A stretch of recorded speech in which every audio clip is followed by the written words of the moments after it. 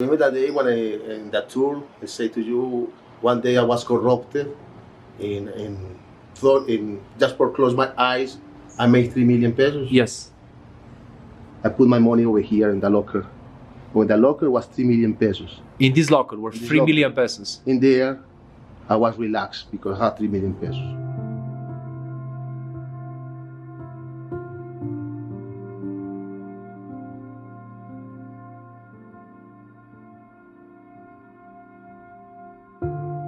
I arrived in Medellin for the first time back in October 2017. I knew very little about the country, but I was really interested about its past. And by past, of course, I mean Pablo Escobar.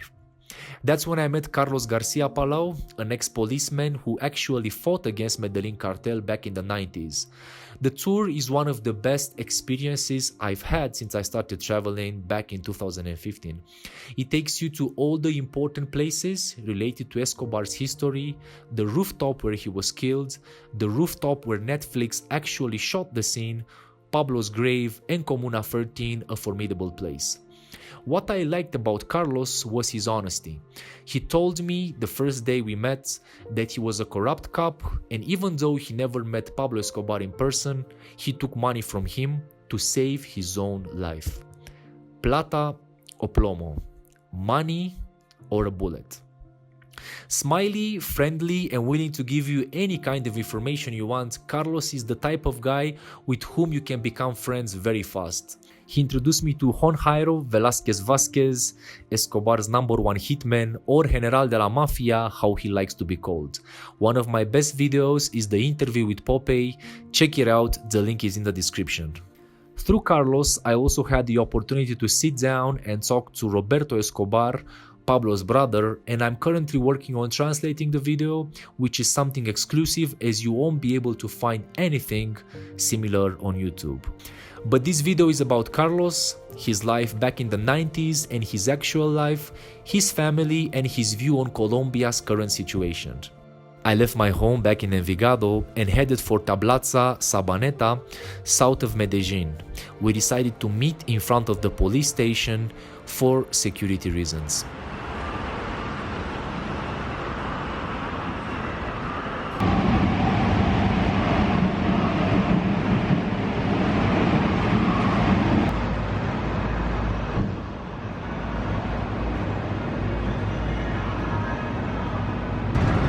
Buenos días, por Tablaza.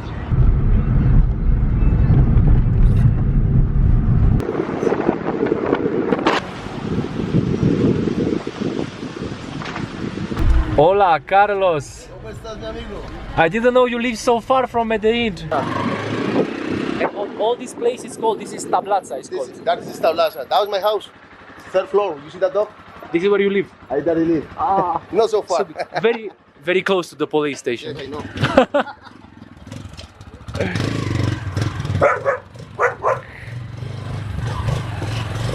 She's at school. Oh? Yeah, at school. Yes. Yeah, okay. So this is where you live. What is this? Oh, the holy book. The holy book. The holy book. That's Okay. the holy book, man. Okay. And why do you keep it here? It's traditional, so we open that one and the family read any chapter of that one just to say thank you for protection or something like that. So you actually do this? Yes. You lo haces, like people do Not it? myself. No, My yourself. wife and my son is more religious than me. More religious than I you. was a cop, no? Mira, Carlos, haha. Yeah. Wow. That is my youngest son. And now Okay. it's in the now it's in the school. All the time you have to do the right thing. Don't follow the bad things. In your life you have bad things, but you follow all your rules, all your roles. Have to do the good things. Exactly, that is the means. But this photo is like, you look, ¿sabes cómo? Como Al Capone. Oh shit. Yeah. Really, fuck man. Te les pareces exactamente así como muy serio, ¿sí? Oh, is it me? I'm serious. Yes. Yeah, you're... You made me laugh. Yeah, I make you laugh. Yeah. Ok, Yeah. aquí estamos con el hijo, Brandon. Sí, Brandon es un nombre, por mí eso es muy raro. Por ejemplo, the guy who cut my hair, his name is Kevin. Y por mí, como Kevin, Brandon, these are Spanish names? No, it's American name.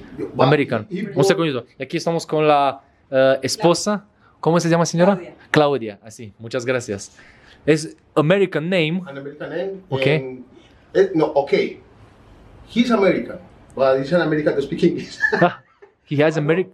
He born there in US. So we coming from US in 2009. Uh-huh. When in that time he got 6 years old. 6 years old. Ah, okay. So I forgot. so he has two citizenship. Yes. Basically, Both. he's. Ah, you also have it? You No, also? no. Ah, no. It's only them. Only them. Ah, only the Both, both of them. Okay. So Tablasa is actually half an hour from no. No. De la estrella de la estación tomé el taxi fue como no sé, creo que 10 minutos algo así. From Medellin is 20-30 minutes maximum. All depends on the condition. 20-30 minutes. Yeah. Ajá. So that is my neighborhood, my friend. So I live here for a long time. So also now, Tablasa in that time was smaller because that was brand new. So all that things that start to increase, you know. Yes. So and also remember when I stay here in the era of Pablo. So Okay. now you see I'm relaxed. You know, I don't hang guns over here. No But problem. Yeah. now I sit down and smile. I see. But in that time when I come in here to take some kind of break, I'm coming here with my gun like this, check it out, everything there, and then still relax like this. But when a motorcycle coming, back again. Every time. Every time. But you know, in that time, the cops, we stay here, we have big balls. Now you see a lot of cops, man. Those cops now, so that I said, it's pussy men. Because they're scared about guys who smoke weed or marijuana. They say, man, the guys do something there, don't say nothing. Yeah. In that time in my era, man, over here it was my cousin, it's Oscar Patino, he's got pension, and myself. We control all those gangsters, two cops. Two cops, dos policías, two cops control all those gangsters. I mean, that wasn't the time. Over there, this is called El Hoyo de Buga. So, en esta parte. So until today, it's still a little bad, a little dangerous. Okay. But at that time, one day, it was in December, so we go over there, we got a party, blah, blah, blah. So I come in, she was my wife, my girlfriend at the time, and my cousin coming with his another girlfriend. Yes, of course.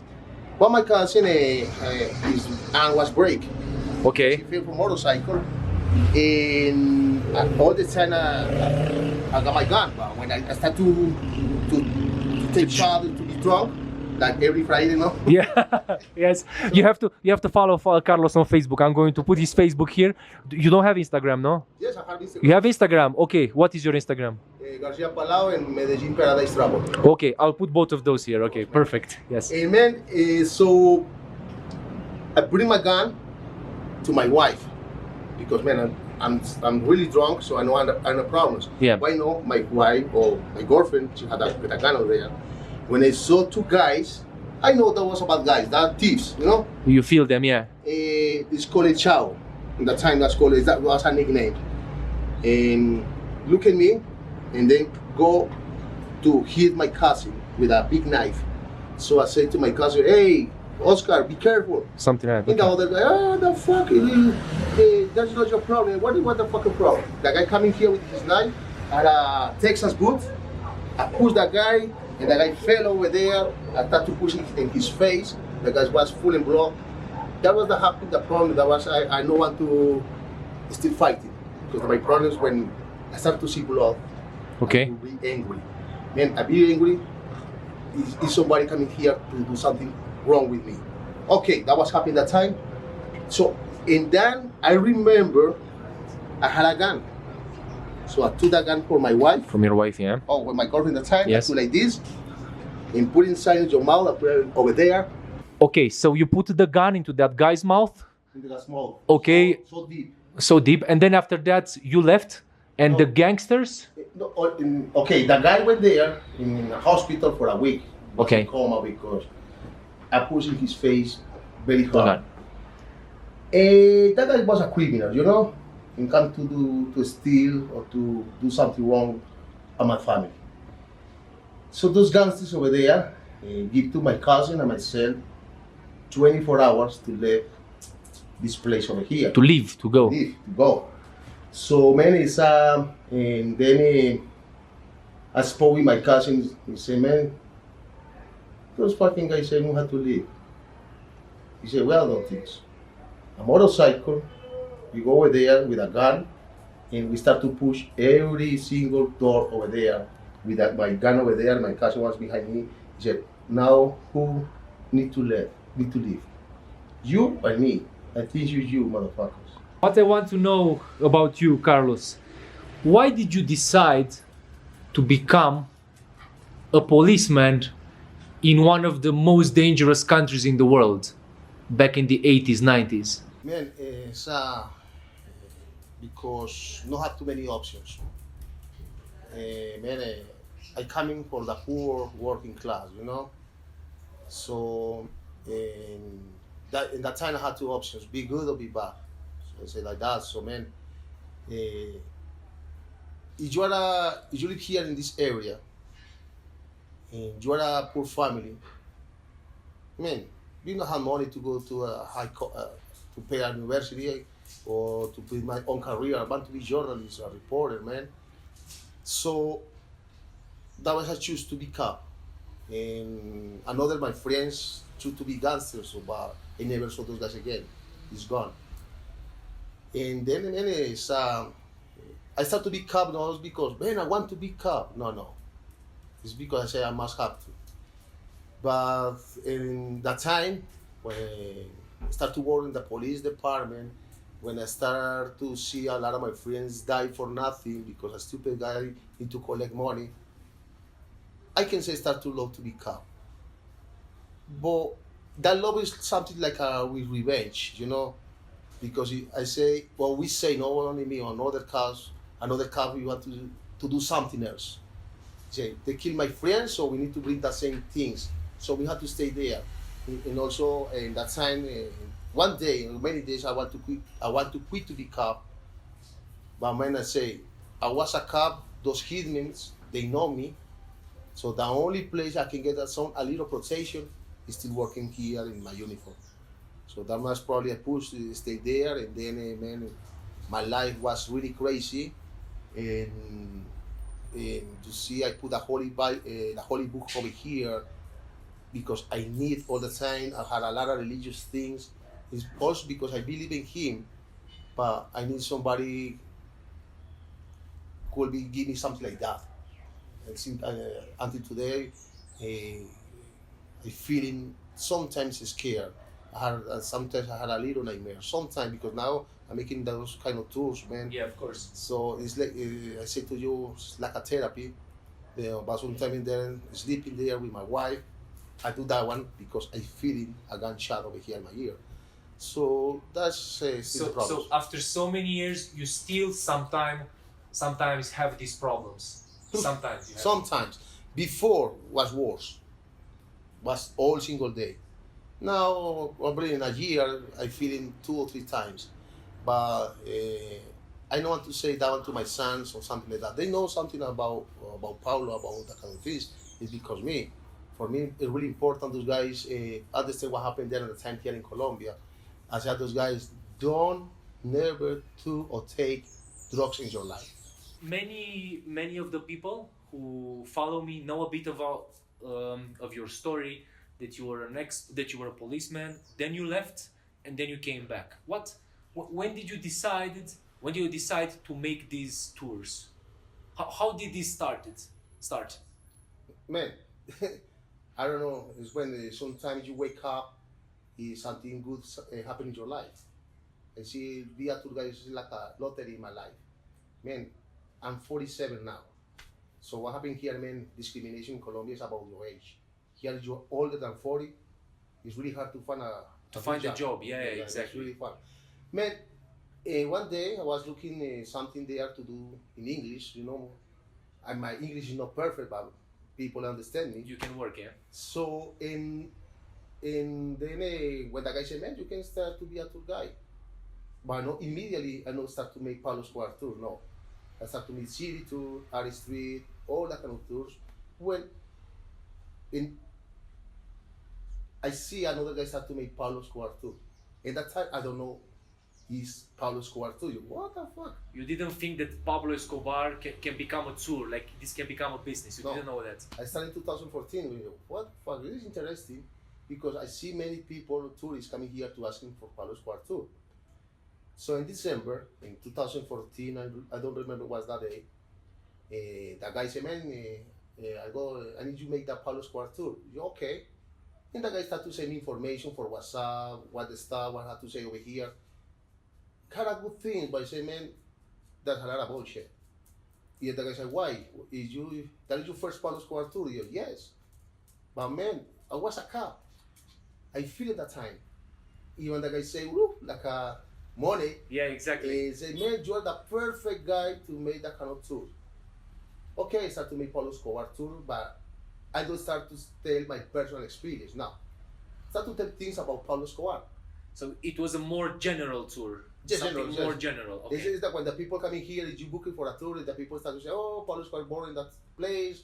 All the people, they know that kind of things because a lot of documentaries, it's on Netflix and everything there. I wasn't prepared to tell other community, other people, I was a cop. And my first, when I start to tell my personal experience, is man, was America. I think so was two Texans for Texas, you know. That was your first tour My with first- your own experience. With yeah? a couple. Okay. And then this guy was interesting. When I end that tour, those guys say that was really we're looking for. Don't glorify. We want to know what happened that life here in Colombia with people like you. And those guys said you have to tell your own history, your own experience. He said, okay. And then I start to remember more because it's a lot of flashback. Bam, bam, bam, bam, when the people was interesting, you know, how is the life? How is Jesus? Yeah. I want to be journalist, now the journalist come to me. That's Yeah. interesting. So now businessmen are now, you know, on there in Netflix, History Channel, all that kind of things. But man, I'll go be honest, I never say all the truth. It's because man, I had a lot of information. If I say all the things, probably my life is back again in problem. And so it's just one day when I get really older, I got to write a book, like a memories. Yes. I leave to my son, Okay. something like that. He say, man, over here is my memories, that was happened in my life, and now those guys need to pay. So, but not now, because man, live here in school without problems. So people like me, like probably Mr. Roberto Escobar, we don't say everything.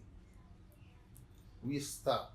When you ask me questions, I say some part and then I need to cut and then start another one.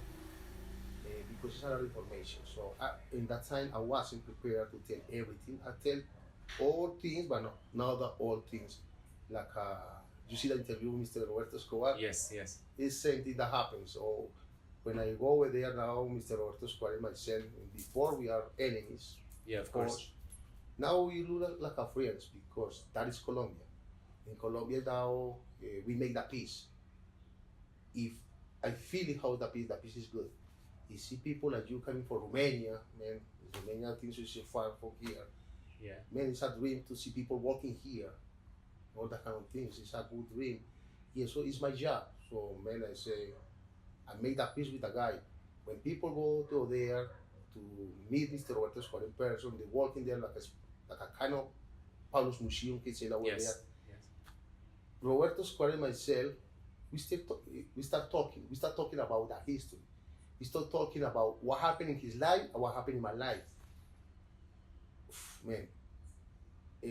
So basically, when you talk to him, when just the two of you, you can talk about some things that you don't usually share with other people. Yes. With him. Okay. Okay. We say everything, but we know he's a man. We coming for, you can say, for the old school. In that time, if you need to do something, you need to sign. Yeah. But Roberto Escobar and myself, we coming for the old school. We not only need to share our hands, we feeling, You say that true. I see in your eyes, and then we know if you're a good guy or not. That was I feel. And we talking about what happened in his family, what happened with cops. We put all that together. We say, you know, we fighting or we are fighting for nothing, because probably you had that truth, but you are a criminal, man. Remember, you send drugs, your family kill friends, people, but the government too kill family of those guys. So that was a war. But also that guy over there said, yes, I know I was a criminal. You was a cop. You try to do the good things. But man, in that time, we were there in different sides. Exactly. So my goal was to get him, and that guy wanted to escape from me. You know what I mean? Yeah, exactly. So and now, that was when I shared my hands with Mr. Roberto Escobar. Was 2 years ago, 1 year, something like that. And that was at 7 p.m. And the guy there in the house, you see when you get that interview, Mr. Yes. Roberto. The invitation was to champagne or wine, something like that. I was the only escape there in middle of the ex-member of the Medellin cartel. You're telling me that there was like a meeting, more or less, you know? That was a meeting. A meeting, okay. And in the invitation is because Roberto Escobar, I can say like that, he want to introduce me in his family, on those friends. Okay, yes. Because now many people they know escape probably is member of the block back in Pablo Escobar too. So people probably they don't like it. Yeah. So he put the stuff over there. He say, Carlos Palau, I know you are the escape, blah blah blah blah. So I need everybody here to do nothing, because now he is my friend. We forgive, we forget, and we share our hands. And all the people say, man, we understand you. My family is Escobar, but had a cousin or my uncle, he's a cop. So it's all that kind of things. Man, I remember when the first time when I went to prison, Cathedral, I saw all that kind of things. You told me, how much money did you guys, the police found there? Lots of money, you know? Yes, that's a lot of money. So that's around, I think it was 20,000 US, no, 20 million. 20 million US dollars. 20 million US dollars. And the government until today is start to say they only found 2 million. So they took the rest, yeah. I know, I can say they took it, but who knows? it's missing. Man, 18 months of my life follow Pablo Escobar. 18 months. 18 months. And when I need to make a call to say to my family, your son is fine, I need permission because they must intercept the calls.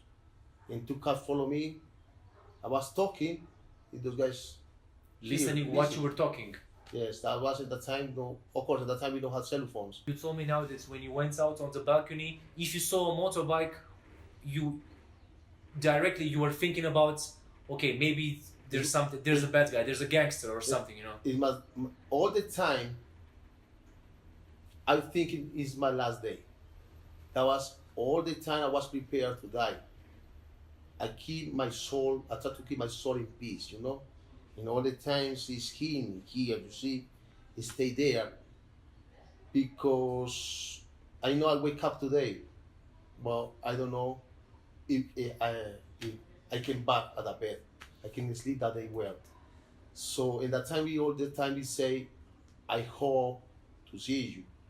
I hope to see you later. I hope to see you for lunch. We never know, because that was here. Also, not only for cops, for regular people, civilians.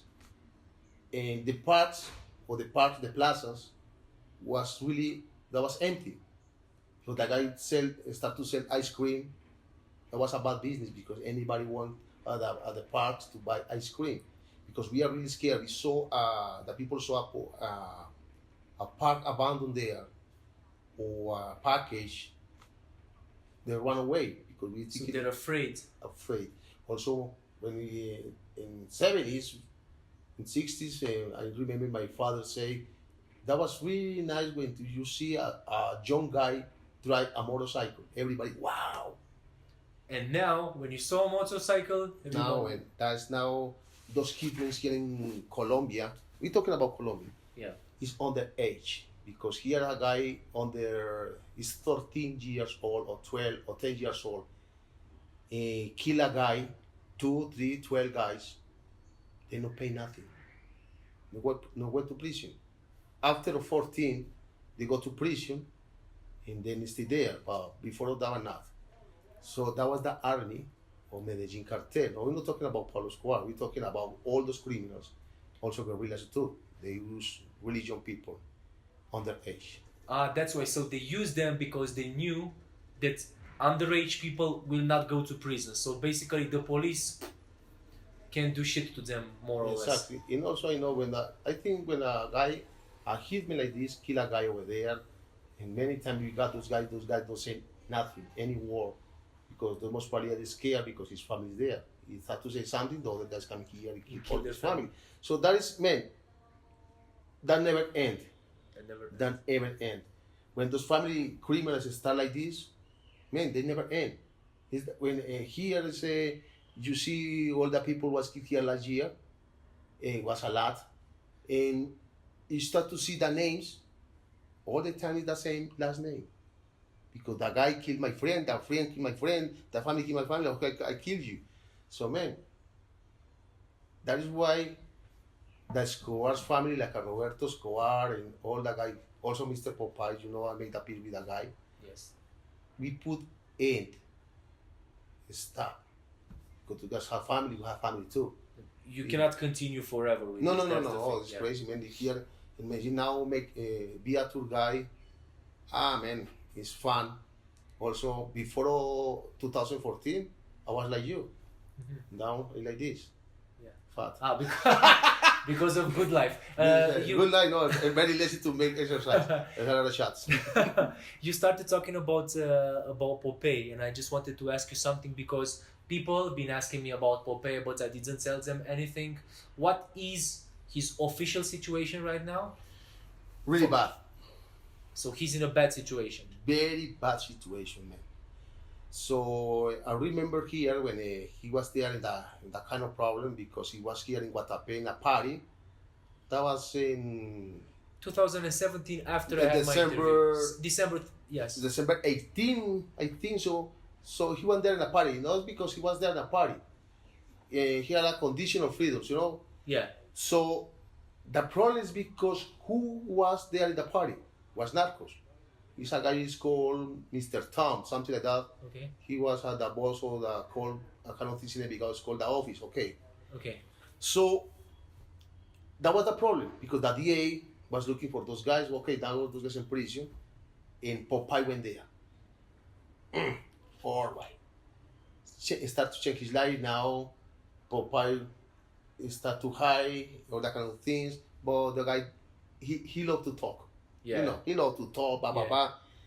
He started to say a lot of things. Man, that guy say he was a hitman. He was the general mafia. General. Yeah. So he said, man, if you want to kill, just kill. Don't talk. And Mr. Carrieton is another guy make Pablo Escobar over here. He's friend of Mr. Popeye. He was a bodyguard of Mr. Gustavo Gaviria.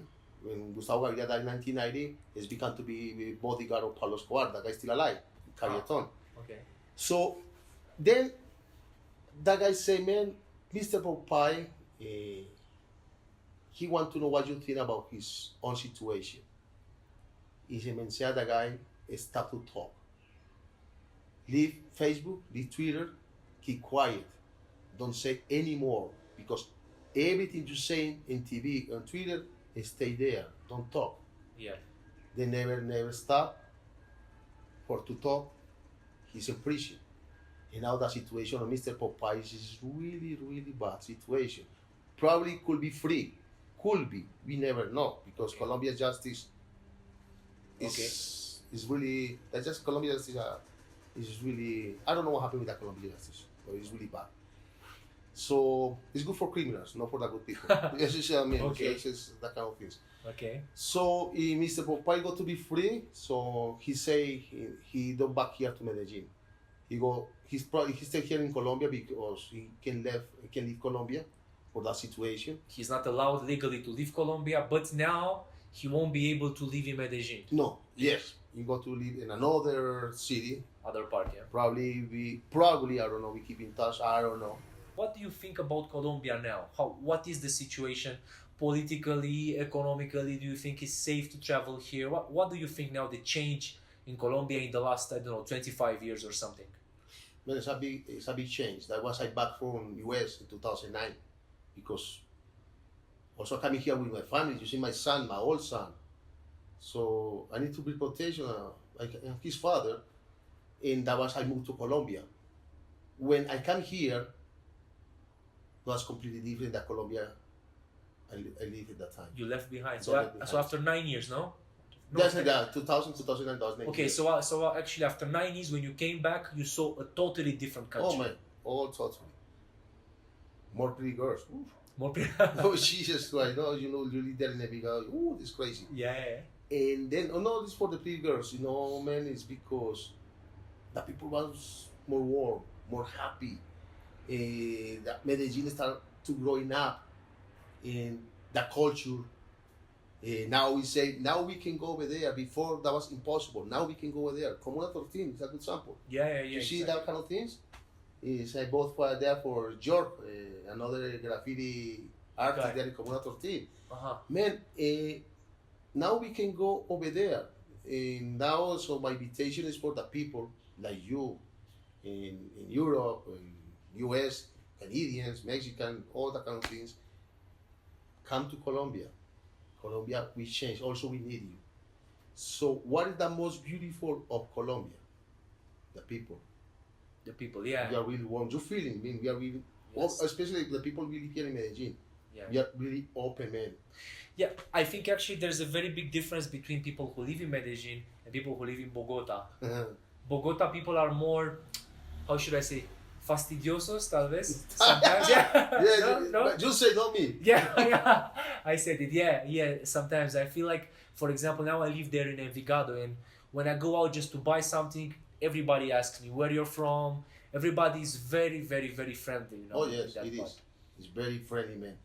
So, man, that is the beautiful Colombia because you can see different things. Man, when I live in US, a town is not different than another town. Here, you coming from Envigado, you coming here at this neighborhood, La Estrella, yes, La Tablaza. It's completely different. Completely different. And then it's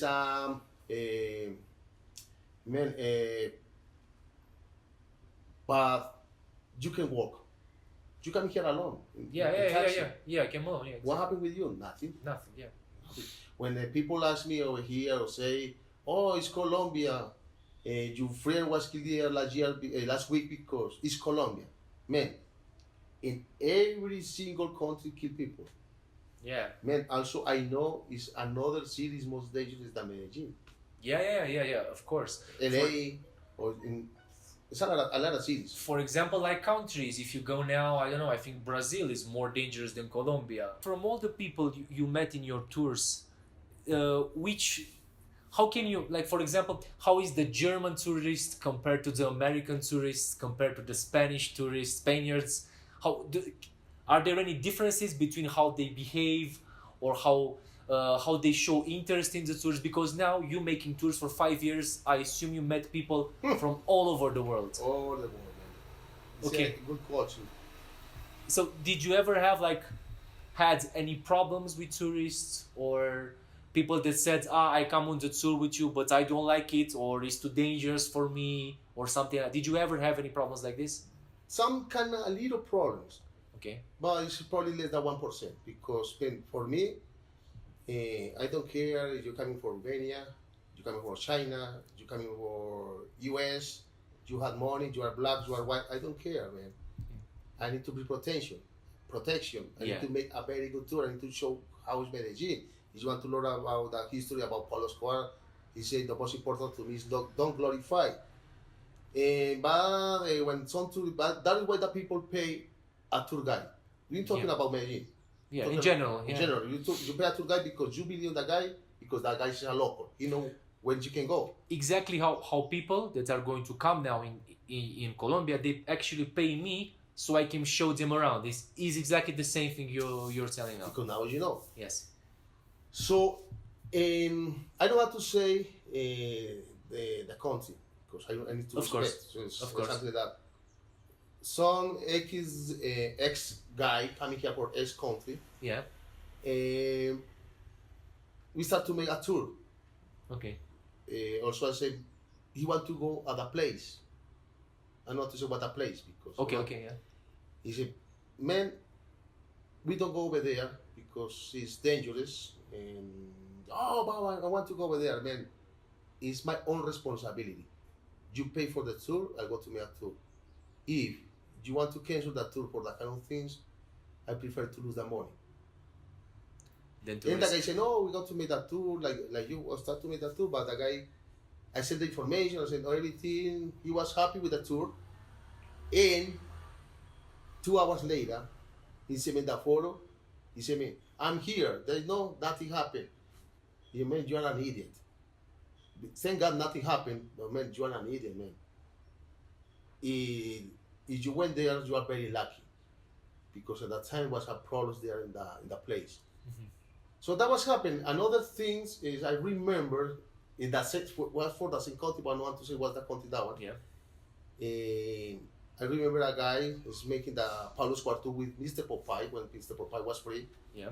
So we went there when I saw those guys in the graveyard of Pablo, because many tourists coming here, they put flowers, it's normal. Yeah. Some locals, his family is normal, put the flowers there. But why I remember those guys is because put the flag of the country there. So that is enough.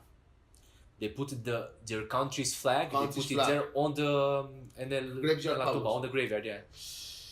Okay, when those guys left with Mr. Popeye, I left the flowers there, Yeah. but took the flag. We took the flag. Yeah. I saved it because, man, if you want to be criminal, if you want to be like that, because, man, Pablo Escobar, he was a criminal, he was a terrorist, he was a narco. Yeah. If you want to do like this, no, the tourists coming here is like you. If your country is bigger than you. So I think down, I put the flowers and save it. I left the flowers. So that's the kind of things I remember. But the rest one is fun. Oh man, the tourists coming here, they say, how would you say at those guys? Yeah. So man, I also, the invitation is like that. You coming here, people was thinking cocaine. Cocaine, yeah, exactly. Thinking it's cocaine, Pablo Escobar. Man, I have to say, okay, it's Pablo Escobar because it's for the history. But Medellin is not Pablo Escobar. No way. Yeah. It's much more than Pablo Escobar. Now Yeah. you know. Yeah, It's exactly. just, coffee. Man, invitation is coming here to make coffee tour, the flower tours. Made Botero Plaza, Fernando Botero is still alive, all that kind of things. So, but it's good to meet the history, but be careful who you hire to be a tour guide, especially to make that kind of tour, that tourism. To make Yes. Pablo Escobar tour is really important. Because here is some tour guides glorify the guy. Yes. That is bad. Yeah. Because it's not like that. It's not like, I saw you on the Dark Tourist. Oh, That one. When was that? that's in Netflix. They're filming that in Comuna 13. Yes. I've seen you there. It was 2017 or something. That was last year. Last year. That was it's brand new. How is it working with how was with Netflix? Was it cool? It's cool. They pay well. They pay well, yeah, of course. They pay well. Yeah, man, I know I'm there for see me for 30 in 1 hour. I spoke with a guy for 45 minutes, something like that. Mhm. I know there in Netflix for 1 minute and seconds. Yeah. But something there, but it's cool. It's nice. They are professionals. No? They work very good. Really professionals. They say me how are the steps, and they say, man, I need to sign, but those guys say, if you not agree, they send me first the material to see, to check. To read, to see it. I Yeah. agree with that kind of things. And man, they're professional. But when now you're asking for Netflix narcos, they make a very bad job. A very bad job. It's good job because for like a propaganda, commercial for Medellin, because when people saw narcos, yeah, I assume the tourism exploded after that. After that, and then, man, it's but they glorified. So that kind of things, we know, like over here about Netflix. Tell the history, about tell the truth, what happened. So which one would you say is like the best TV series if somebody wants to get into Pablo Escobar? That one, El Patron del Mal? I love it. I like that, but those guys make a mistake over there. They made a mistake there, but it could be close. About you asked to Mr. Roberto Escobar, he say, is any documentary is close at the truth. I agree with him because there's a lot of things about Pablo. When they show any show like a Netflix, like a TV series, so they want to put probably more because they need to show more, like for TV. Yeah, exactly. So, but man, if here is coming any guy got to make something about Pablo, about the life, it's good to do all that kind of things.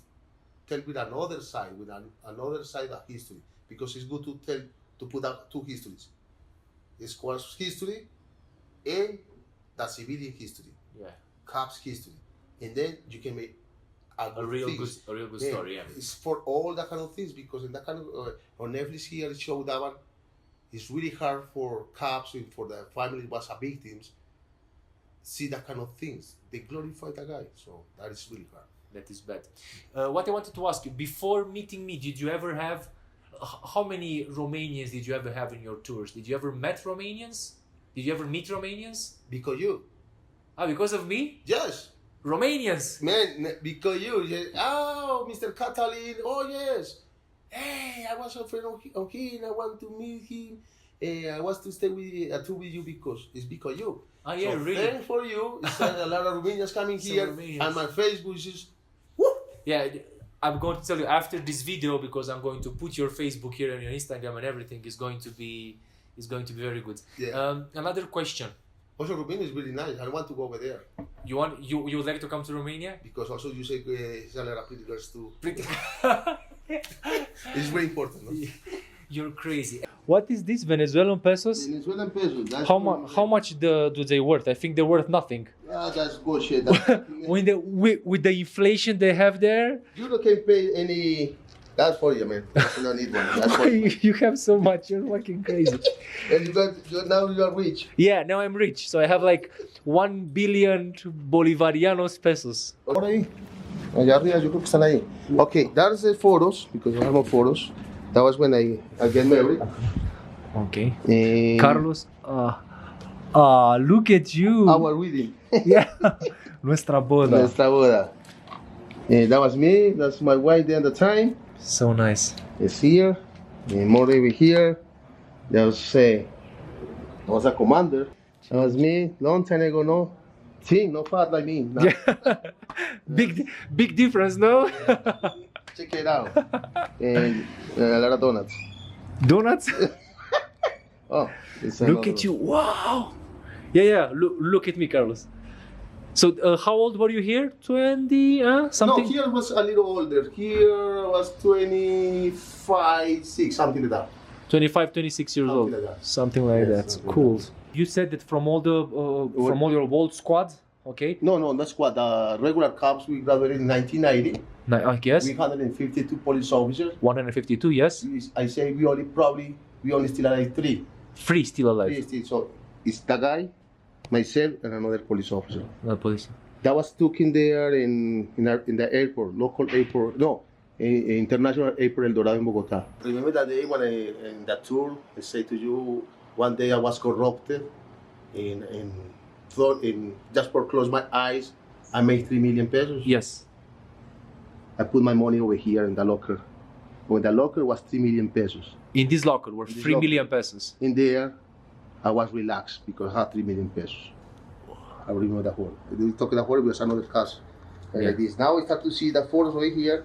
Start to remember those days. And yes, that was my friends. That guy over here.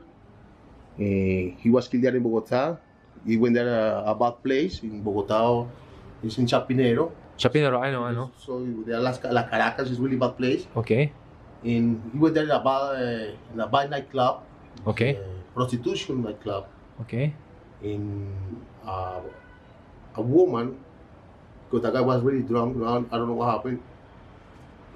With a knife that big, passed through all like this from here to here. And killed him. Killed him. No, the guy walked from there, walked for 5 blocks. When he get close at the police station, he died. After the interview, Carlos decided to show me a bit more of his neighborhood, Tablața, and also he invited me for a couple of beers. There, yeah?